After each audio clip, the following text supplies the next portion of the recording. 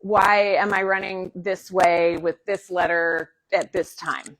So right off the bat, the answer to that question is that in a gerrymandered state, in a gerrymandered district like this one, the outcome of the general election is decided by the map makers, but the primary is still competitive. So we are at a time where can't win is fun, but we have to win because otherwise we're not going to have a democracy left. So I'm running in the race that I can win, and that just requires me to put a stupid little letter next to my name. So what questions do y'all have? Yeah, do it. I'll go first. Uh-huh. So, not if, but when you win that primary, Uh-huh. and there's a Democrat also running, what happens? Like, what will... It's a solid question. Per usual, we're trying something that hasn't been done before. We expect that if I win the primary, Tim Moore will launch a very expensive write-in campaign. So we will make them spend time and money in that way as well. And I imagine Brent Caldwell, who's the Democrat running, and I will sit down and figure out what to do because it doesn't make sense for both of us to stay on the ballot in that moment. You bet. We'll arm wrestle or something. I don't know. To not go to Washington. Yes, Emily. Okay. I can't do this because I'm a precinct chair. Yes, that's true. But if you're not a precinct chair, would it be smart to maybe be unaffiliated for a minute so that you can pull that ballot in the primary? And am I supposed to tell people to do that?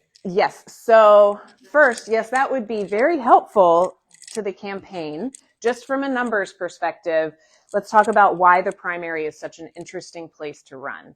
Primary turnout is incredibly low. This district has 544,000 registered voters in it. Our estimate is that I need 33,000 votes to win, which is like none, right? So the way you change your voter registration is you can go on the DMV website or you can go to the Board of Elections. You can change it up to February 6th and you can change it right back. You are not betraying the Democratic cause to like flip real quick, cast your vote, and then flip back. People should do what feels right to them. So if that doesn't feel like a good call for you, don't do it. It's totally fine. Caitlin? Is there like a time that we have to do it by? February 6th. And you have to change it. If you're registered as a Democrat, you have to change it. Yep. Only Republicans and unaffiliated voters can pull the Republican primary ballot. And if you're unaffiliated, when you go to vote, they'll ask you which primary you want to vote in. Yep. And you're going to say Republican with your whole chest.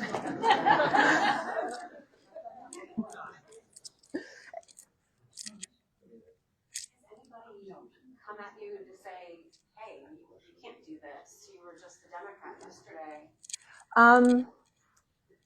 No. Is there anyone preventing you from moving forward? They can't. She can do whatever she wants. The Republican Party organization for this congressional district put out a spicy little note in which they would not name me. So I'm now the Voldemort of the Republican Party, which is just like supreme. But basically all they can say is that we won't give you money, we won't invite you to our meetings, and we won't invite you to debates and town halls, which I would never have expected them to anyway. And are they having it?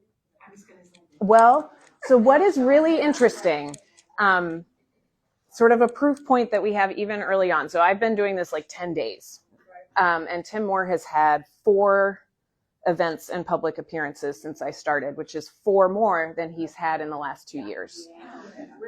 Yeah. So that will tell you that this is actually a competitive race because he has had to do stuff. She's a lady from whoever, Dr. Matthews, she's like, yeah, I'm a Democrat. Yeah. And she gave him a super majority. Yes. Yep. So what's stopping you from just still running as a Republican if you win, and then just then if you win, great. If the other 2 win, great. Yeah. So if I win the primary, I will, and whatever arm wrestling happens about the ballot, I will stay as a Republican on that ballot, and we will let the R do its job in the general election. Its job, right? Like the whole point is that anyone with an R next to their name can win this district, and I will prove that. if I win all the way through and go to Congress, which is a wild thing to say out loud, it's important to think about who I will caucus with, because that is how power is determined in Congress. And the answer is a little bit complicated. I will caucus with the Democrats if caucusing with them gives them the power to control committees.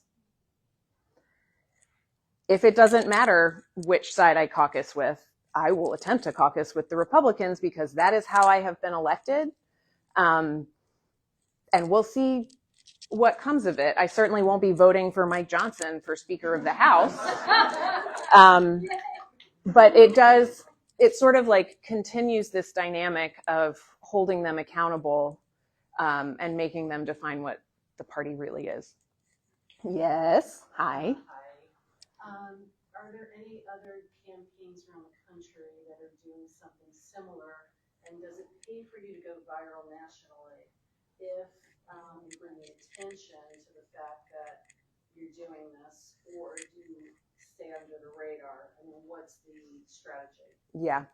So from my perspective, it is very helpful to get national press because that's how we're going to reach a lot of the folks in the district.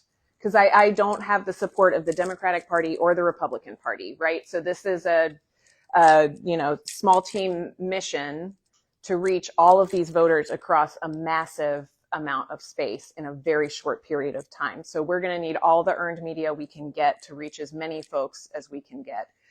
Because I think beyond the fair map piece of my platform, which is just like an obvious yes, there's also really interesting things that I think we should be doing regardless of your political party that I do think are interesting to Republican voters too. So, and we can talk about those. There are other people who have reached out to me and are considering doing something like this.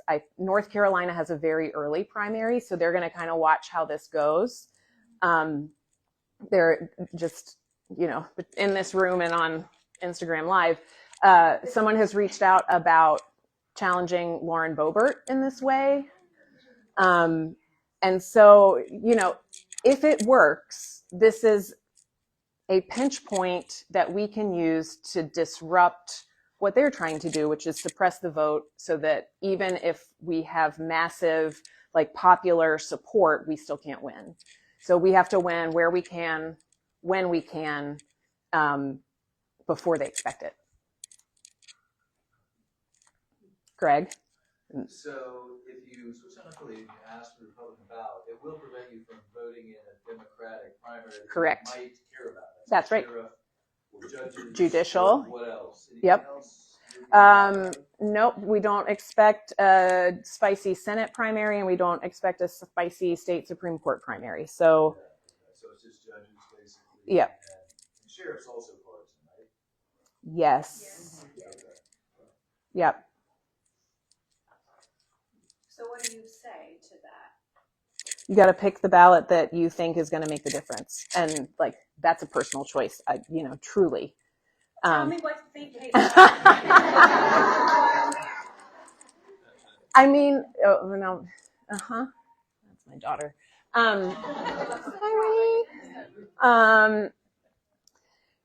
Of course, I'm going to say, please pull the Republican ballot and send me to Congress so we can get federal fair map legislation and then actually have reasonably competitive, fair elections. Judges matter a ton. The sheriff matters a ton. If you're somewhere that has a DA, that's a really, really important race. When you start to see the judicial system struggling, the DA is the place where we can have an impact because they're the ones that decide which charges are filed. So before you ever get to a judge, the DA is gonna determine how people are treated and what they're charged with. So there are a lot of important races. I can't tell you what to do. You gotta sit with your heart and decide where you think it makes the most impact, because there's an argument for all of it. Shannon? This has been done before because I am a history geek. Yeah. Teddy Roosevelt, a lot of people have done this before, and it's come Where they to a good, flipped parties. Yep. and it's come to a good outcome. Well, how can we help now? Helping now. So it's a campaign. It's always money. I hate that. This one will be expensive because it's Tim Moore and it's congressional. That said, we are super scrappy and I will out earn media Tim Moore all day long. So that's like advertising you can't buy. Still, we got to print stuff and go to places and talk to people, and that takes work and staff. Volunteering in general is really helpful. We're going to do a Christmas cookie canvas. So if you are a baker, saddle up. We're going to like put a couple of Christmas cookies in some cellophane with a Vote for Kate Barr tag on it and just like go door drop them to all of our unaffiliated voters as far as we can get. People will look at it because we all like Christmas cookies. They might not eat the cookies. I don't know. But still, they'll stop and read it. We will do lit drops for most of this rather than door knocking, just to be able to cover more space. I'm in conversation with Indivisible nationally to see if they will support this race and help with volunteers, which would make a big difference. And I feel good about that, but we'll see. How else to help? Emma, we made a list, but I can't remember what all is on it. Did you talk about being neighborhood captain? Oh, no.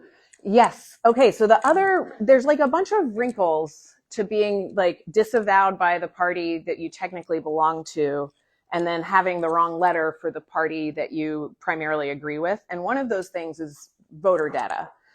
Like I don't get free data to figure out whose doors to knock on.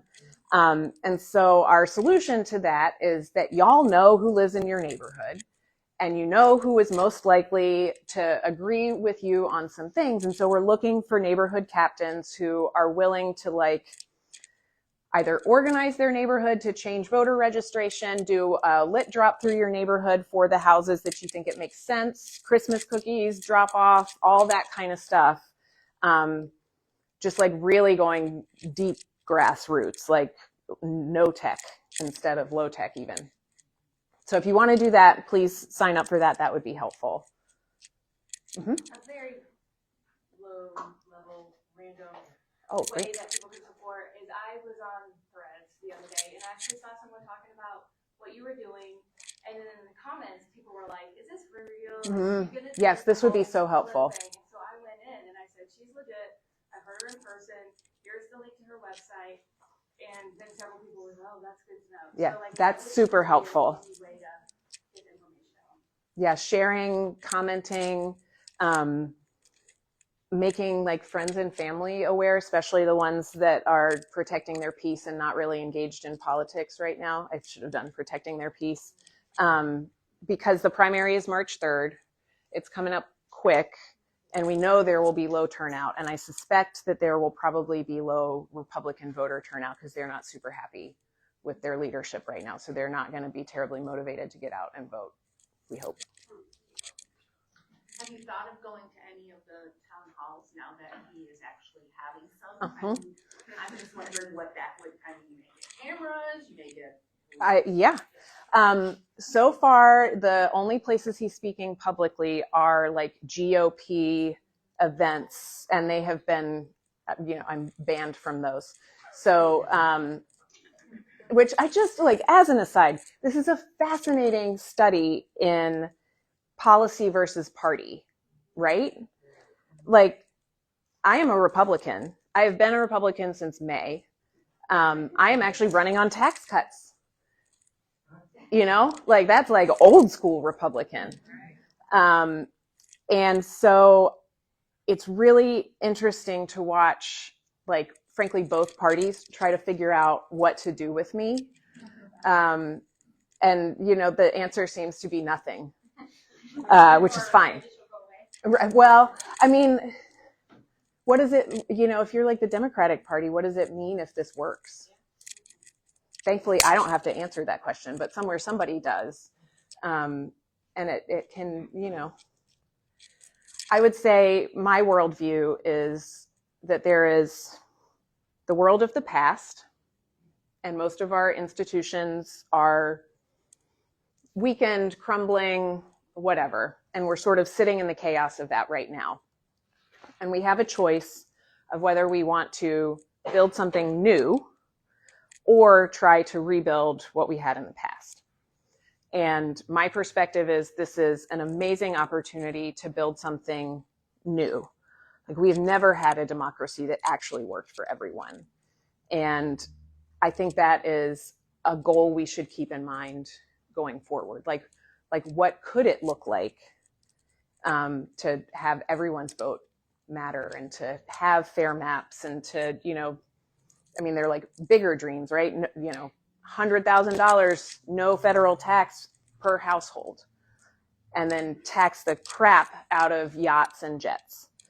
Like, what could that look like? What would it look like if we treated every dollar the same? So it doesn't matter if you inherit it, if you earn it, if it's capital gains. What if a dollar is a dollar is a dollar? What does that look like? And they're big questions, and they're interesting questions to me. And that's, I think, kind of how I ended up in the place that I am, is like, I think we really need to disrupt this system because it's not really working for anybody. My opinion. Yeah. What cities and areas is in your district? Because I'm in Mooresville. I don't believe Yes. so I know neighbors that are, left aligned, are willing to work for you. Aww. What can they do other than baking cookies? We will absolutely take folks who can do lit drops at doors. So just making sure that, our neighborhoods are covered with information that this is even happening. Because most people, despite you all being incredibly engaged and brilliant and clearly understand the future, most people are really just worried about their daily lives. So the way to win this one is to make enough people aware of what I'm doing that they know to go vote at all. So that's helpful. The county-wise, all right, it's Rutherford, a little bit of Meck, a little bit of Polk, Burke, Cleveland. I'm missing one, Beth. Gaston. Yep. Yeah. Well, we have to remember that Tim drew this district for himself, which is why it would be so awesome to beat him. I did the drops for the judges when they were doing. Yeah. There was an app. Yeah. And everybody could see like where to go, what addresses you had left, and you were assigned like a certain area on the app. Yep. Is there a way to have an app for you? We are hoping that Civitech, who's a partner with my political nonprofit and our C3, we're hoping that they are okay with a Republican using their system. And if that is true, then we would have, some more data to draw from. But like Vote Builder, for example, is not a thing that I have access to. Yes. I know the goal is to get unaffiliated, mostly. But what do you/we say to Republicans? Yeah. About, well, wait a minute. I'm just like, yeah. What are the sound bites? We are watching the largest transfer of wealth from working people to billionaires, now almost trillionaires. Largest transfer of wealth in history, and that's wrong. The way that we fix it is holding our leaders accountable, because right now the people that hold them accountable are their largest donors. So that's fair maps. The other way that we start to help people afford their lives is really and truly each household should, the first $100,000 you earn, no matter how much you earn beyond that, should be federal tax-free. And you pay for that by really raising taxes on the people who have $1 trillion. It's about 18 humans. That starts to like bring some of our money back into our pockets. And we also need to work on healthcare and housing. So a lot of people in this district are familiar with like Atrium Health, we can talk about here. If you have an appointment for a procedure at Atrium Health, you get a bill before you ever show up. It's like the prepay. And it turns out most of the time, people's insurance covers more than the prepay says it will. So if you prepay that bill, your money is now locked up in Atrium Health for some period of time. And no one tells you you don't have to prepay, that you can wait until insurance covers their part and then get your bill. So to me, that's borderline criminal. That feels like theft. And that should just like be illegal. You should have your procedure, insurance should pay, and then you should get the balance. We also, frankly, should have Medicare for all, but that is probably like some years down the line in this moment. But part of the new world I think we should build. And then when it comes to housing, we have to build more housing faster so that there's not this pressure on the supply side where there's just like not enough lower cost housing. So that can look like, this addresses immigration too, like guest worker programs for folks to be able to come to the country legally, help construct the homes that we need to be building anyway. Because like a side effect of the Border Patrol and ICE raids are that all of the folks who are building the housing that we need are now either afraid to come to work or in a jail somewhere. And it's just going to make the cost of our homes continue to rise. Everybody's looking at like pressure points, like on the government level. They just want to try to like, I don't know, Trump had the 50-year mortgage was his latest brilliant scheme, which basically just means you're renting your home from the bank now. We actually really just need more homes, and we need to get comfortable with the idea that close to a town or a city center, just like in Europe, you have higher density housing. And then as you move out, you have lower density housing. It's a rough thing to say in Davidson. I'm going to be honest that like a lot of folks in Davidson aren't going to love that. But I have townhomes in front of my house and I have apartments behind my house, and I actually think it's great. We need that. It has made our neighborhood better. So that's a long way, but I would say they should pay less tax. They should have healthcare they could afford. They should have housing they could afford, and they should be able to hold their leaders accountable. Yeah. Thank you. So just because, for the thrill of it, Yeah. I signed up for Tim Moore's. I love you so much, Christy. Yep. Just so I could just know what's. But I mean, is there like, and I've always thought, man, I should just go through here and say, that's a lie, and here's why, you know, can you do that so that we can spread that information? Sure. Because it's all, I mean, yes. The whole thing that he's got right now and this last one with the faces of the people who he thinks are, that's bullshit. Yeah. You know, these people are he says, for sexual assault, which is not a federal crime. Like, you're talking about the folks being detained right now? Yeah. Yeah. The majority of whom have like expired driver's licenses if they have any issue at all. Right. Yeah. Right. Yeah. So I would just love that. Yeah. That's a great idea.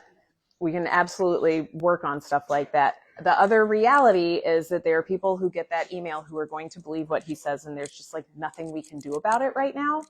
But we have to speak out. We do. Reading, you know, this disinformation and like you can't just let that go. You have to speak out. You have to say that's not true, and this is why. Yes. Constantly, and in a nice. Right. Don't let the steam shoot out of your ears. That's how people shut down. Just to give you another idea of how things look on my side. I don't know. Yeah. You know the right language, but we have to start doing that. We can't just ignore it. Yeah. Most people, if you look at their tax rates and compare it to that, that's really, and you don't have to put, you know, oh, this is what Trump did, this is what this is the tax rate. Right. And if you let them in and say, okay, well, this is why you should vote over here. Once you have pointed out to them and say, which one would you rather? Yeah, fair maps actually work similarly because pretty much everybody in North Carolina thinks that we should have fair maps regardless of party affiliation. It's like one of the last pieces of common ground that that we have from like a polarization perspective. Although the other thing that is worth pointing out is we keep hearing about how polarized America is and how polarized North Carolina is. And there's actually a ton of stuff we agree about. It's just we have leaders who don't do it because we can't vote them out. So 83% of our US House of Representatives live in non-competitive districts. They're representing a district that's just not competitive in the general election. But when you look at the numbers, 80% of Americans think that childhood vaccines are a good idea. We have 74% who think that there should be a safe storage gun law. We can go into immigration. It's 72% that think immigration is good for the country. We have a ton of common ground. We could have policies around all of these things if we had leaders that had to answer to us. Okay, if you had to wave your magic wand, what would support from the Democratic Party, specifically Tara, who's having a really hard time thinking about changing her letter, look like? If Tara wants to keep her letter. She's probably not, but she's just having a hard time. It's not a scarlet letter. You have to wear it forever. You can, it's first, I would say, switch on February 6th, switch back on March 4th, and let that be like an experimental phase. I know. Yeah, you don't have to be a Republican. Yeah. But I mean, I think there are plenty of Democrats like you who like have committed to this party, and like we have seen this party through some things. Like my first election was Bush v. Gore, right? And like then Obama came, and we thought we were healed, and then you can help like host a house party for me to help fundraise. I would love to come to your book clubs, or if you have a poker club. I will not bet money because I don't have that to spend right now because I'm currently not taking a salary. But like invite me to your gatherings of people who might not be as politically plugged in as you. And like, let's just hang out a little bit and talk about what they care about and see if maybe they want to, experiment a little bit. Like lit drops are awesome. If you want to take care of my children when I'm gone, you don't want that. That's a joke. You actually, I hope that. Yes. Yeah. But I mean, I think like that kind of stuff would be really helpful. Because again, I have an amazing team. All of you should raise your hand at the back of the room. Yeah. Caitlin isn't even raising her hand. She waved. There are no human beings more capable on this earth than those 4 women standing back there. And there is literally nothing we cannot do, but we are truly doing this as a team of 5 instead of like the state Democratic Party. So it's a lot of work. Yes. Yeah. March 3rd. It's going to be over fast. Maybe one of your friends back here does your social media, but for those of us who have social media platforms, can we get in contact with them so we can help amplify the message? Absolutely. Okay. Yep. The Kate Barr Can Win accounts are me. So if there's a mistake, that's my bad, which happens because, but yeah, I check that every day. I'm not as good at Facebook because Facebook and I have a hate-hate relationship, but we're working on it. Tara is coaching me through TikTok, Instagram, Facebook, Blue Sky. Truth Social? Maybe. I have tried to register for the Republican Women's National Training Conference, so I will let you know how that goes. It's got to be a small group. I'm going to have to grow my hair first. But it's already the right color, so at least I'm on the way. What else, y'all? When you talk about doing lit drops, like how far are you going? Are you trying to cover all the way to Lake Lure, or are you like concentrated, unaffiliated, close by? I personally am trying to cover all the way to Lake Lure. If you tell me you want to go that far, we will make you a map. but really this is about finding your people, and you have like more influence over them than me or any piece of paper ever will. So snag your folks, make sure they know what's going on. If they have questions for me, like I answer questions in my DMs all day long, and I'm happy to answer more. And yeah, we will not make you drive to Lake Lure unless you just want to. Incidentally, while we're sitting, it's beautiful. Dirty Dancing was filmed there. And there are plenty of pissed off people in Lake Lure because they are still waiting for $2.5 million of FEMA money. So, you know, yeah. So how many votes did you say you had to get? 33,000. How many votes did you get when you ran against Victoria? 36,000. Yeah. Sadly, Uh-huh. 10,000. I can't remember. I have it printed because when the North Mech votes came in, I was winning. So that was the moment that we chose to print the results. Just for fun. So maybe a third. Maybe a third. Maybe a third. But if we can get votes in Iredell County, then, I mean, my new spiritual home, I think then we can also definitely go south and get some votes from South Charlotte too.